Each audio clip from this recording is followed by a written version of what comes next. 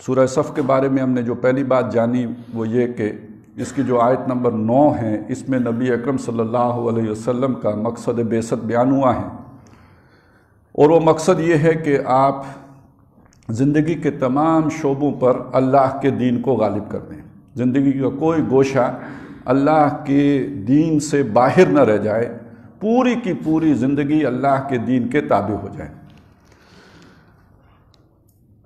اور زندگی میں جب یہ تبدیلی آتی ہے، ہماری جدید اصطلاحات میں اس تبدیلی کو انقلاب کہتے ہیں، اس لیے کہ یہ صرف انفرادی سطح پر کوئی عقیدہ بدلنے کی بات نہیں ہے، اجتماعی سطح پر پورا نظام حیات تبدیل کرنے کی بات ہے، لہذا اسے انقلاب کہتے ہیں۔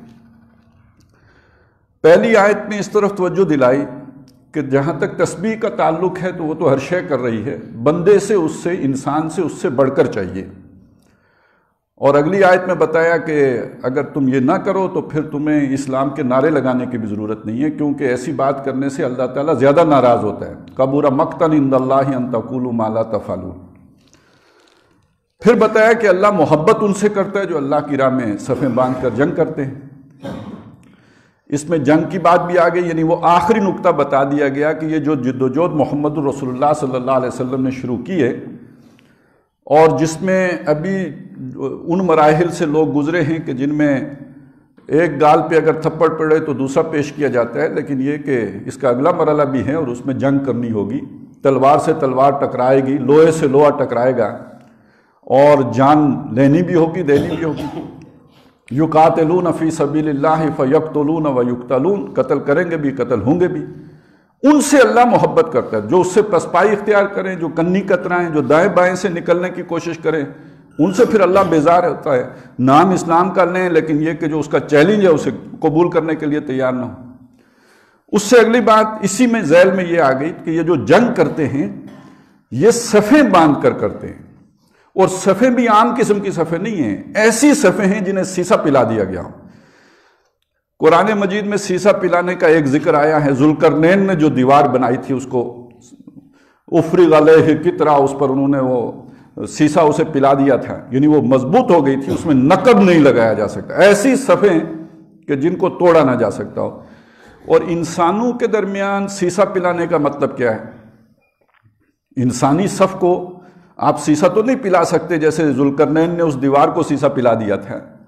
تو یہ تو ایک استعارہ ہے، ایک اشارہ ہے جو کیا گیا ہے مضبوطی کی طرف، استحکام کی طرف، اور سب سے بڑی اہم بات یہ کہ مضبوطی اور استحکام آئے گا نظم سے، ڈسپلن سے، کہ وہ بڑے مضبوط نظم کے ساتھ جنگ کرتے ہیں۔ یعنی ایک ہوتا ہے جیسے ایک آدمیوں کا کوئی جمگٹھا نکلا، موب ہے، اس نے کسی جگہ پہ حملہ کر دیا، ایک نعرہ لگا تو جو ہے وہ اس میں رش بھی کر گئے، اور دوسرا نعرہ لگا تو بھاگ بھی گئے۔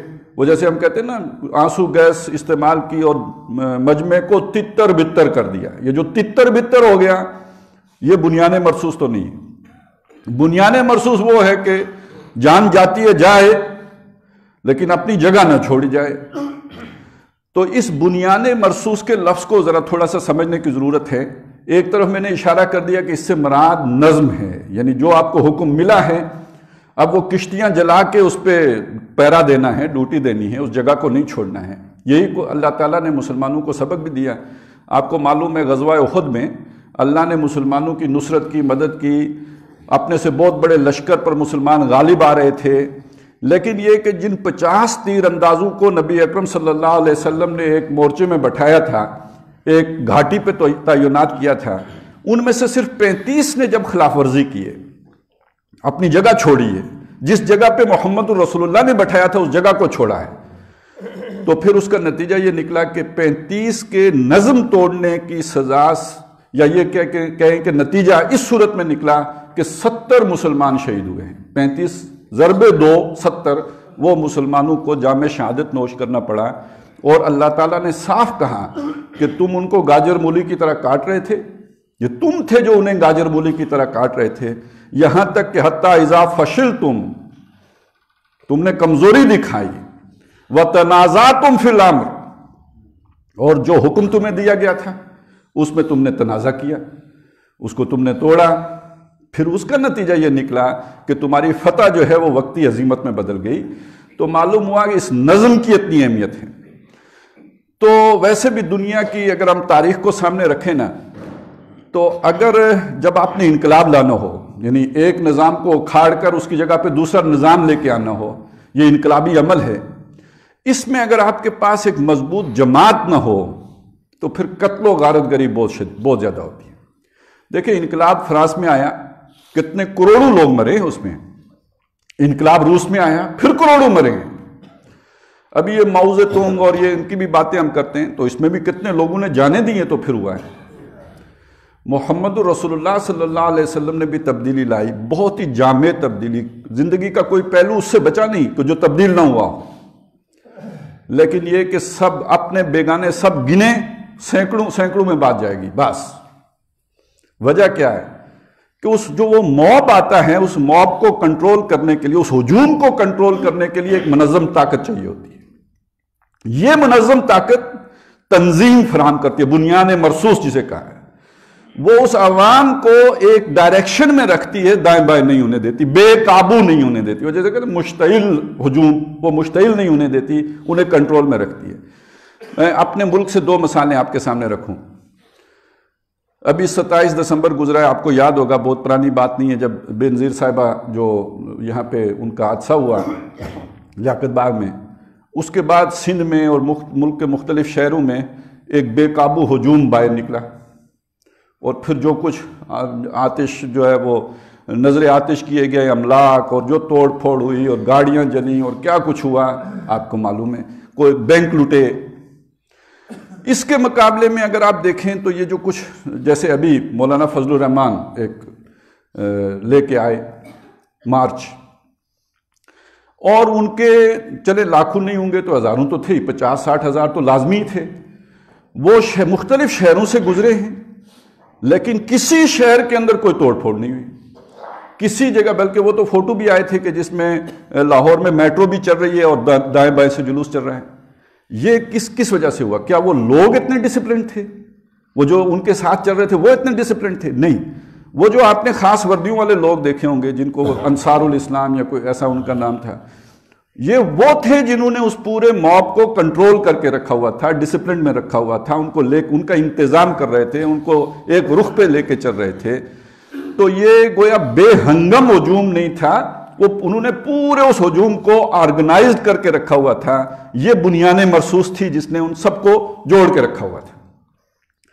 میں یہ ذرا تھوڑا سا تفصیل سے اس لیے بتا رہا ہوں، لگتا یہ ہے کہ ہمارے ملک میں اب وہ موب نکالنے کا دور پھر آیا چاہتا ہے. اس لیے کہ جب اتنی زیادہ گھٹن ہو جائے نا جیسے ہو رہی ہے، تو پھر اس کے نتیجے ایک طرف مہنگائی بڑھ رہی ہو، دوسری طرف کوئی کسی طرح بھی جو ہے نا دل کی کوئی آرزو بھر نہ آ رہی ہو، تو پھر فرسٹریشن بڑھتی ہے، اور اس سے پھر یہی ہوتا ہے.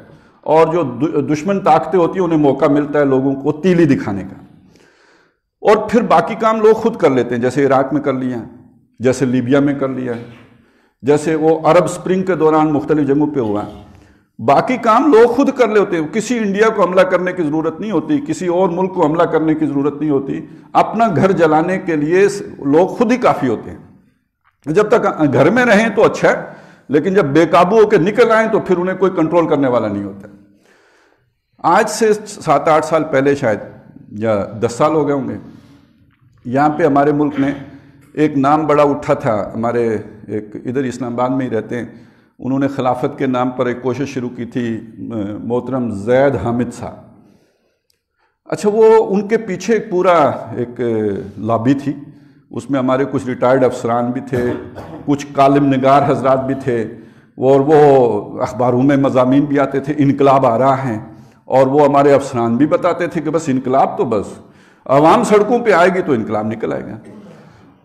تو اس موقع پہ بھی اتفاق ایسا ہوا، کوئی پلان نہیں تھا، لیکن یہ کہ ایک بہت ہی اس کام سارے کے، اس پورے پروجیکٹ کے جو کرتا درتا تھے، ان کے ساتھ میرے 3 پروگرام اکٹھے ہو گئے. ایک مظفر آباد میں ہوا، ایک پشاور میں ہوا، ایک اسلام آباد میں ہوا. میں نے مظفر آباد بھی یہی بات کہی کہ اگر پہلے تنظیم نہیں ہوگی، لوگوں کو سڑکوں پہ لے آئے تو پھر کنٹرول نہیں ہوں گے. یہی بات دوبارہ پشاور میں کہی. اور تیسری دفعہ جب ہم اکٹھے ہوئے تو انہوں نے پہلے ہی پری ایمپٹیو میئر لے کے کہا کہ یہ جو ہے نا، ان کا تو اپنا ایک نظریہ ہے کہ پہلے جماعت ہوگی پھر انقلاب آئے گا، اس کے بغیر فساد ہوگا، اور میری بات انہوں نے خود کر دی۔ تو بہرحال وہ تو وقت گزر گیا، اس وقت تو بچت ہو گئی، لیکن ایک بات ذہن میں رکھیے اور یاد رکھیے کہ جب لوگوں کو سڑکوں پہ ایسے نہیں لایا جا سکتا۔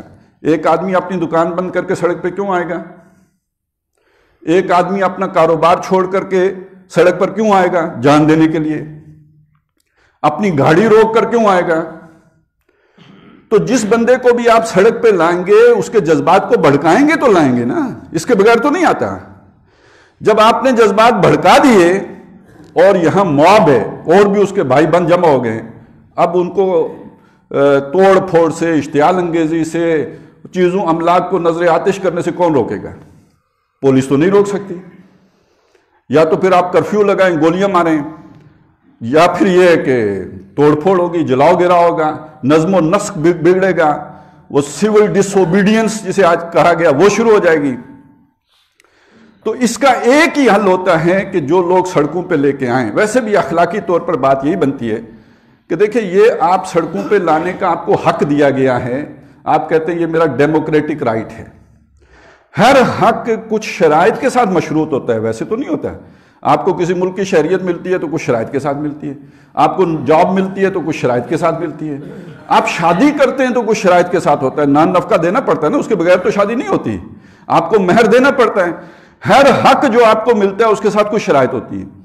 لہٰذا سڑک پر آنے کی شرط یہ ہے کہ جو لوگوں کو سڑک پر لے کے آئیں، مظاہرے کرائیں، یہ ان کے ذمے ہوتا ہے کہ وہ انہیں کنٹرول میں رکھیں۔ اصولی بات، اصلی بات، حقیقی بات تو یہ ہے کہ اگر آپ لوگوں کو سڑکوں پہ لے کے آتے ہیں، اس کے بعد توڑ پھوڑ ہوتی ہے تو ہمیں کیا پتا کس نے کیا ہے؟ وہ جو لے کے آیا ہے اس کے خلاف FIR درج ہونی چاہیے۔ یہ صحیح، بالکل صحیح بات تو یہ ہے۔ آپ لے کے آئے ہو، اپنی رسپانسبلٹی پہ لے کے آؤ کہ آپ کنٹرول بھی رکھو گے۔ آپ اس بنیاد پر تو آپ کو سڑکوں پہ لانے کا حق نہیں دیا گیا تھا کہ آپ آؤ، جلاؤ، گراؤ کرو، توڑ پھوڑ کرو۔ آپ کو یہ حق اس لیے ملا تھا کہ آپ پرامن رہو۔ تو پرامن رکھنے کے لیے آپ کے پاس اگر آپ کا پوٹینشل نہیں ہے، طاقت نہیں ہے، صلاحیت نہیں ہے، استعداد نہیں ہے تو مت لاؤ۔ ہماری جو بھی معلوم تاریخ ہے نا، اس میں یہ مثال اگر کسی نے قائم کی ہے، کم از کم میری معلومات بہت ناقص ہیں تو میرے علم میں یہ گاندھی ہے، وہی مہاتما گاندھی۔ وہ جب تحریک ترک موالات چل رہی تھی تو ایک پولیس اسٹیشن کو مظاہرین نے آگ لگا دی، اور جب اس کو اطلاع ملی تو اس نے کہا اگر تم میرا حکم نہیں سنتے تو میں تمہیں لیڈ کرنے کے لیے تیار نہیں ہوں۔ اس نے پوری تحریک کال آف کر دی۔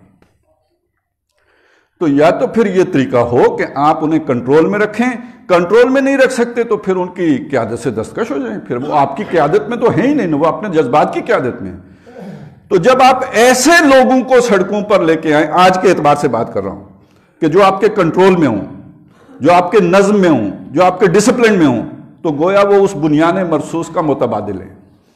اس کے بغیر اگر آپ لے کے آتے ہیں، ہجوم کو لے کے آتے ہیں، تو آپ فساد کریٹ کرنے آ رہے ہیں، خود بھی مریں گے، دوسروں کو بھی ماریں گے، گند مچائیں گے، حاصل جمع کچھ بھی نہیں ہوگا۔ اور یہی آپ پوری ساری تحریکوں کا حال دیکھ لیں، نتیجہ کبھی بھی لیڈرشپ کی مرضی کا نہیں نکلا، کیونکہ وہ ہمیشہ موب ہوتا ہے، وہ کوئی باقاعدہ ایک آرگنائز جماعت نہیں ہوتی۔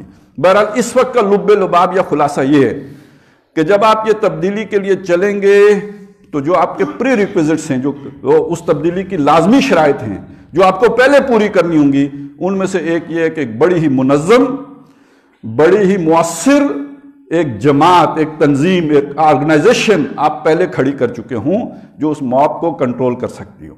یہ ہے بنیان مرصوص کے اندر جو مفہوم، جو خاص طور پر جس کی طرف ہماری توجہ جانی چاہیے۔ جنگ قتال اپنی جگہ پہ، لیکن اس کے وہ نظم کے بغیر نہیں ہو سکتا۔ وہ جو ہے کہیں کا اینٹ کہیں کا روڑا جو ہے وہ نہیں کر سکتا۔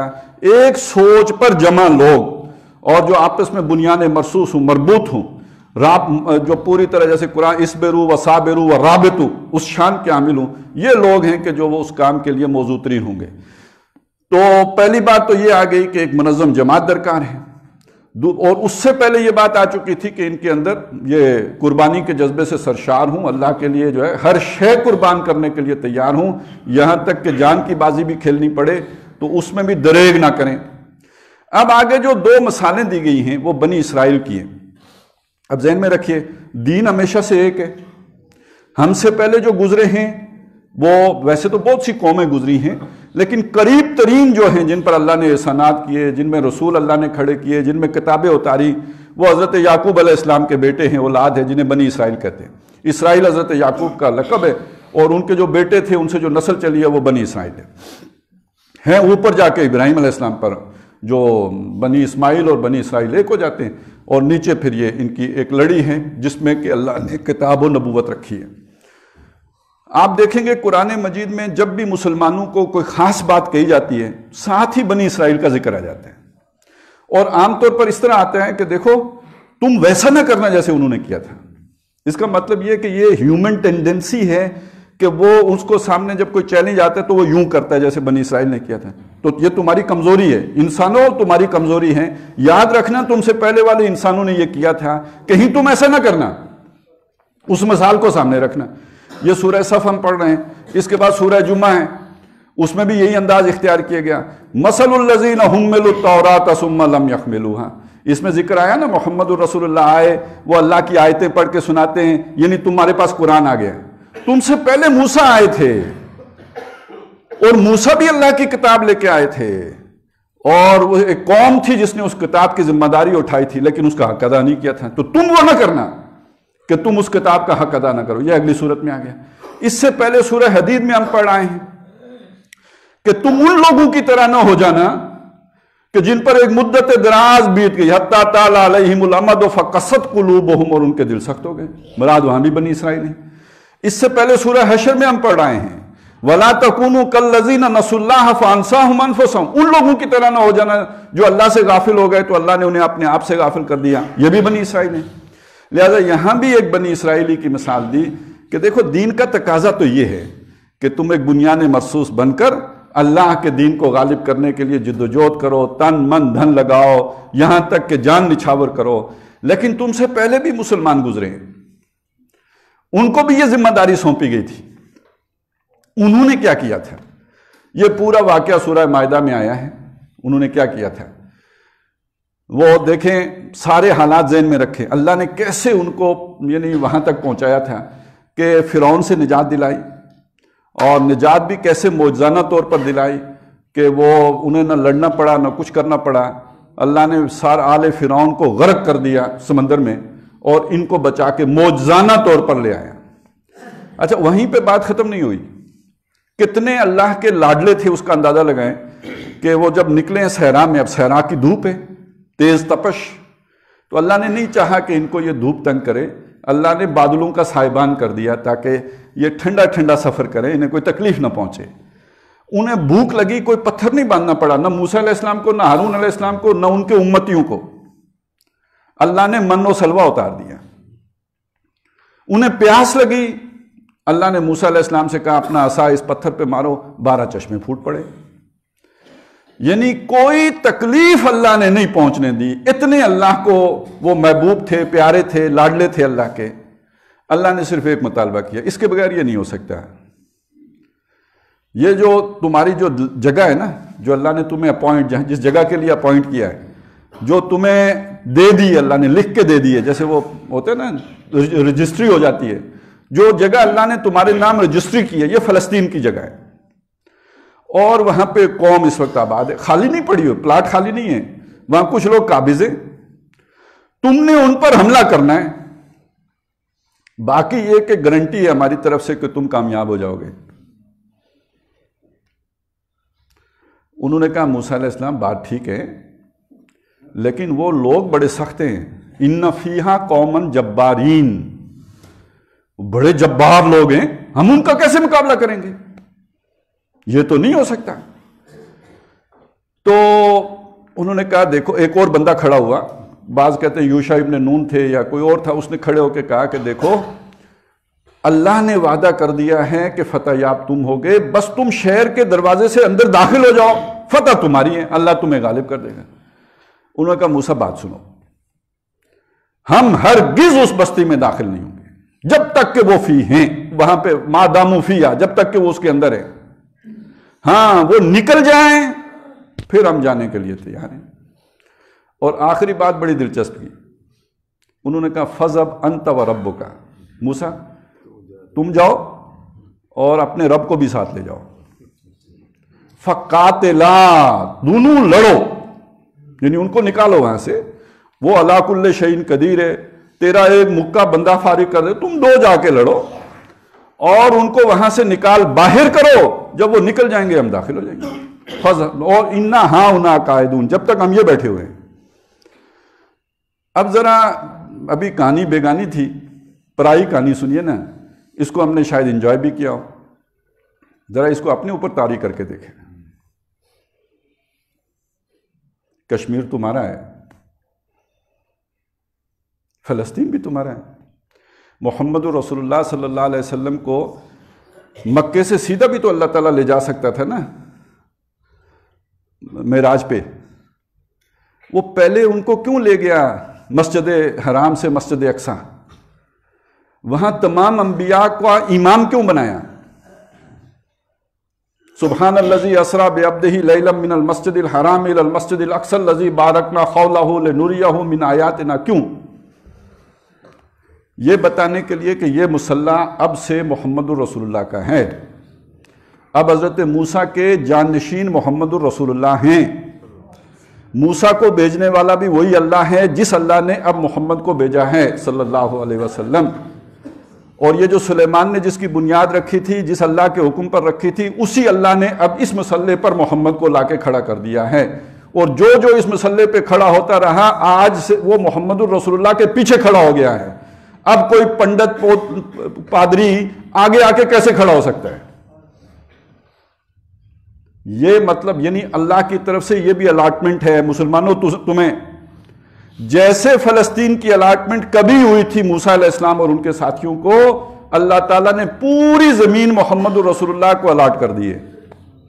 موسیٰ علیہ السلام کے لیے صرف فلسطین کی الاٹمنٹ تھی، محمد الرسول اللہ صلی اللہ علیہ وسلم کے لیے کل روئے ارضی ہے۔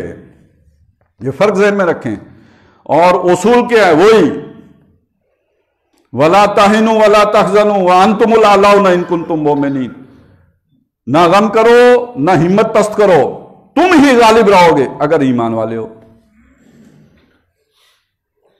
اللہ ہے اور اللہ کا وعدہ ہے، ایسا ہی وعدہ ان سے بھی تھا، ان کو بھی یقین نہیں آ رہا تھا کہ اتنے 7-7 10-10 فٹ آدمیوں پر ہم کیسے غالب آئیں گے، ہمیں بھی یقین نہیں آتا کہ ابلیس کے ان آلات کا مقابلہ ہم کیسے کریں گے۔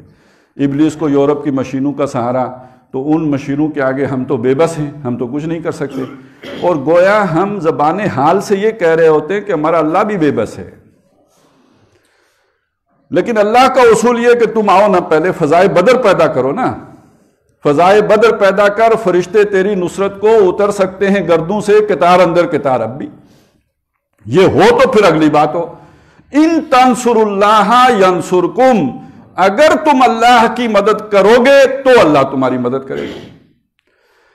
اب آپ سوچئے کہ ایک موسیٰ علیہ السلام ہیں، ہارون علیہ السلام ہیں، ان کے ساتھ مخلص لوگ ہیں، انہوں نے قوم کو کتنی مشکل حالات سے، فرعون کا فیس تو حضرت موسیٰ نے کیا نا، قوم تو بیٹھی ہوئی ہے گھر میں، دربار میں فیس کون کر رہا ہے، اپنی جان جوکھوں میں کون ڈال رہا ہے، ان سارے تردد کر کے اپنی قوم کو وہاں سے نکال کے مختلف مراحل سے گزارا۔ ہدف کیا ہے؟ سامنے نظریہ کیا تھا؟ فلسطین پہنچ کے اللہ کے دین کو، تورات کو جو کوہ طور پر ملی ہے، اس کو غالب کریں گے، اور جب لبے بام رہ گیا، کامیابی 2 ہاتھ دور رہ گئی، قوم کی کمزوری کی وجہ سے وہ کامیابی نصیب نہیں ہوئی، تو آپ اس لیڈر کے جذبات کا اندازہ لگائیں، اس کو کتنا دکھ پہنچا ہوگا، کتنا افسوس ہوا ہوگا، کتنی اذیت سے گزرا ہوگا۔ اسی مقام پہ آتا ہے کہ حضرت موسیٰ علیہ السلام نے اللہ سے دعا کی، اے میرے رب، میرا کوئی اختیار ہی نہیں ہے اپنی قوم کے اوپر سوائے اپنی جان کے اور اپنی بھائی کی جان کے، اور کوئی سنتا ہی نہیں۔ ان الفاظ میں دکھ ہے یا نہیں؟ اور اگلی بات سنیے، اس دکھ کا اظہار کیسے ہوا؟ وہ قوم جو اتنی محبوب ہے، جس کے لیے فرعون کے سامنے کھڑے ہو گئے، آج اللہ سے فریاد کر رہے ہیں، فَفْرُقْ بَيْنَنَا وَبَيْنَ الْقَوْمِ الْفَاسِقِينَ، اے میرے رب، میرے اور اس قوم کے درمیان جدائی پیدا کر دے، میں ان کے ساتھ نہیں رہنا چاہتا۔ اب یہ بات میں پھر اشارہ کر رہا ہوں، کبر مقتا عند اللہ ان تقولوا ما لا تفعلون، اللہ کو بیزار کر دیتی ہے یہ بات کہ تم کہو وہ جو کرو نا. وہ بیزاری حضرت موسیٰ پر بھی طاری ہو گئی یا نہیں؟ میں اس قوم کے ساتھ ہم نہیں رہنا چاہتا، یہ لڑنے کے لیے تیار نہیں ہے. اب وہ ساری مثال اللہ تعالی ہم مسلمانوں کو سنا رہے ہیں، یعنی ان کی طرح نہ ہو جانا. اب یہ ذرا مثال تو سن لیجئے. وَإِذْ قَالَ، اور یاد کرو جب کہا موسیٰ علیہ السلام نے لقوم ہی اپنی قوم کو، یا قوم لما تؤذوننی، اے میری قوم تم مجھے کیوں اذیت دیتے، میری بات کیوں نہیں سنتے؟ میں تمہیں یہاں تک لے آیا ہوں، اب 2 ہاتھ رہ گئی یہ منزل، تم میرے ساتھ کیوں نہیں چلتے، اذیت کیوں دیتے ہو؟ وَقَدْ تَعْلَمُونَ أَنِّي رَسُولُ اللَّهِ إِلَيْكُمْ، تم جانتے ہو کہ میں اللہ کا رسول ہوں تمہاری طرف. اللہ میری کیسے کیسے مدد کرتا رہا ہے.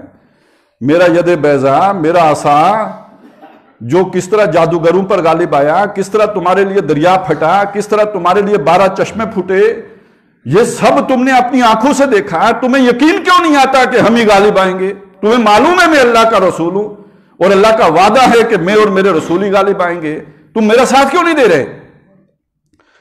فلما زاغو، تو جب وہ ٹیڑے ہو گئے یعنی جو ہدف تھا اس سے دائیں بائیں ہو گئے، انہوں نے کجی اختیار کر لی، ٹیڑھ پن اختیار کر لیا. ازاغ اللہ قلوبہم، اللہ نے ان کے دل ٹیڑھے کر دیے. یہ دل ٹیڑھا کرنا کیا ہے؟ یہ بہت اہم مضمون ہے قرآن مجید کا. اللہ کی طرف سے ایک ڈیمانڈ، ایک پکار، ایک مطالبہ، چیلنج انسان کے سامنے آیا، اس کو پورا کرو. آدمی کو سمجھ آ گئی کہ اللہ کا تقاضا یہ ہے. اس کے بعد اپنی دنیا کی محبتیں، جان کی محبت اور کوئی لالچ جس کی وجہ سے اس مطالبے کو پورا نہیں کر سکا. اللہ کی ایک سنت ہے، وہ سنت یہ ہے اس کے بعد اللہ تعالیٰ دل میں وہ سوچنے سمجھنے کی صلاحیت ہی سلب کر لیتے ہیں، وہ توفیق ہی ختم کر دیتا ہے. یہ کئی جگہوں پہ مضمون آیا ہے قرآن مجید میں. سورہ کہف میں فرمایا اس سے بڑا ظالم کون ہوگا؟ وَمَنْ أَظْلَمُ مِمَّنْ ذُكِّرَ بِآيَاتِ رَبِّهِ، جس کو سمجھایا گیا ہو اس کے رب کی آیات سے، فَأَعْرَضَ عَنْهَا، بات سمجھ آ گئی لیکن وہ کنی کترا آ گیا. آگے الفاظ ہیں، یہ جو لوگ ہیں نا، اِنَّا جَعَلْنَا فِي قُلُوبِهِمْ أَكِنَّةً أَن يَفْقَهُوهُ، ایسے لوگوں کے دلوں پہ ہم پردہ طاری کر دیتے ہیں کہ اب سمجھ ہی نہ سکیں. وَفِي قُلُوبِهِمْ وَقْرًا، آذان اذنِهِمْ وَقْرًا، ان کے کانوں میں پھر ہم شکل پیدا کر دیتے، سنائی ہی نہیں دیتا ان کو، حق کی آواز اب انہیں سمجھ نہیں آتی. اسی بات کو سورہ انعام میں بتایا کہ پھر جب پہلی دفعہ بندے کو سمجھ آئی اور اس نے عمل کے لیے اپنے آپ کو پیش نہیں کیا، اس کے بعد اللہ تعالیٰ اس کے دلوں کو الٹ دیتا ہے، اب اسے کبھی سمجھ نہیں آتی. سورہ انفال میں مسلمانوں کو کہا، اے مسلمانوں یہ جو غزوہ بدر ہے یہ اللہ کی پکار ہے اور رسول کی پکار ہے. استجیبوا للہ وللرسول اذا دعاکم لما یحییکم، اللہ اور رسول کی اس پکار پر لبیک کہا کرو جس پکار میں تمہارے لیے زندگی ہے. اور اگلی بات کیا کہی؟ وَاعْلَمُوا، جان رکھو، ان اللہ یحول بین المرء وقلبہ، کہ اللہ تعالیٰ انسان اور اس کے دل کے درمیان حائل ہو جاتا ہے. کیا مطلب؟ ابھی سورج گرہن ہوا تھا نا، کیوں ہوا تھا؟ بیچ میں چاند حائل ہو گیا تھا، سورج کی روشنی ہم تک نہیں پہنچ رہی تھی. یہ قرآن روشن ہے، میرا دل پر اس کا اثر ہوگا، بیچ میں اللہ حائل ہو جائے تو کیسے اثر ہوگا؟ تو اگر بات سمجھنے کے بعد آدمی پیش قدمی نہ کرے، اس پر لبیک نہ کہے، اللہ تعالیٰ دل کو پھیر دیتا. اس کو یہاں پہ کہا فَلَمَّا زَاغُوا، جب وہ کج ہوئے، أَزَاغَ اللَّهُ قُلُوبَهُمْ، اللہ نے ان کے دلوں کی توفیق ہی سلب کر لی. اب حق باطل میں تمیز کرنا انہیں معلوم ہی نہیں ہے، وہ اب نرے حیوان ہو گئے. وَلَا تَكُونُوا كَالَّذِينَ نَسُوا اللَّهَ فَأَنسَاهُمْ أَنفُسَهُمْ، اب اپنے سے بھی غافل ہو چکے ہیں. أَزَاغَ اللَّهُ قُلُوبَهُمْ وَاللَّهُ لَا يَهْدِي الْقَوْمَ الْفَاسِقِينَ، اور اللہ تعالیٰ فاسقوں کو ہدایت نہیں دیتا ہے.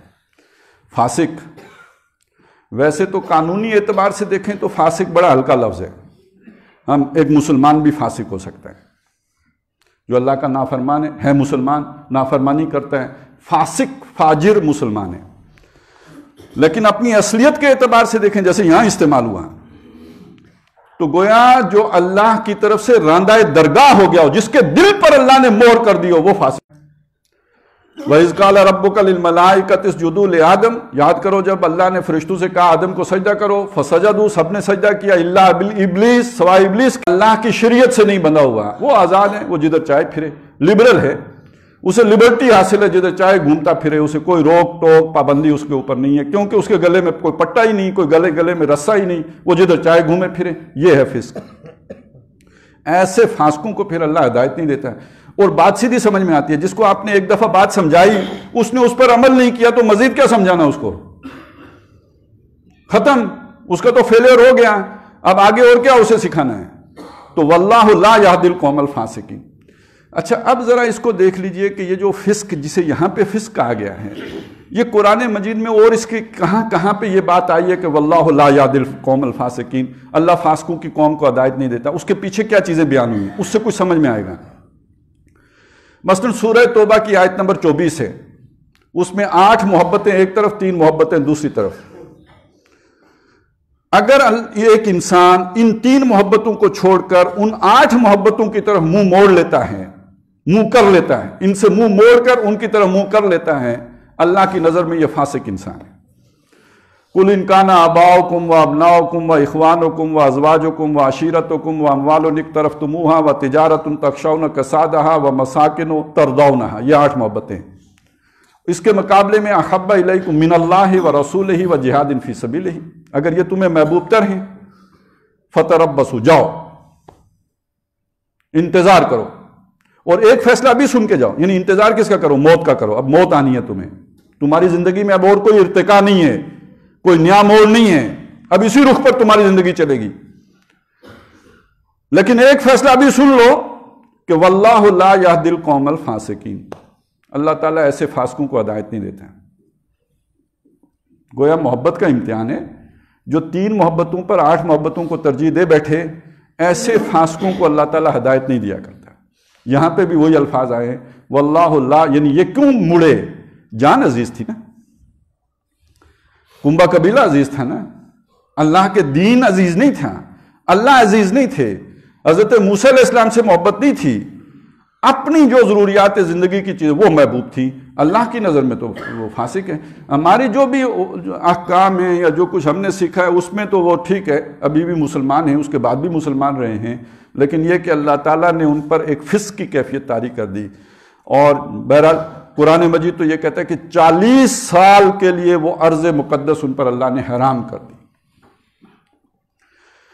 اور 40 سالوں میں کیا ہوا؟ وہ قوم تو ختم ہو گئی نا، جو 40 سال جو گزر گئے کسی بھی قوم کے اوپر، تو ایک پوری نسل بیت گئی، اور ان 40 سالوں میں ایک نئی نسل تیار ہوئی ہے، اور یہ وہ نئی نسل ہے کہ جس نے غلامی نہیں دیکھی، جس نے فرعون کی غلامی نہیں دیکھی، جس نے آرام و آسائش نہیں دیکھی، صحرا کی سختیاں دیکھی، ان کے اندر وہ زندگی تھی، ان کے اندر وہ جان تھی، ان کے اندر وہ عزم تھا، ان کے اندر وہ حوصلہ تھا، یہ مردان حر تھے کہ جنہوں نے پھر جنگ کی، اللہ نے کامیابی دے دی۔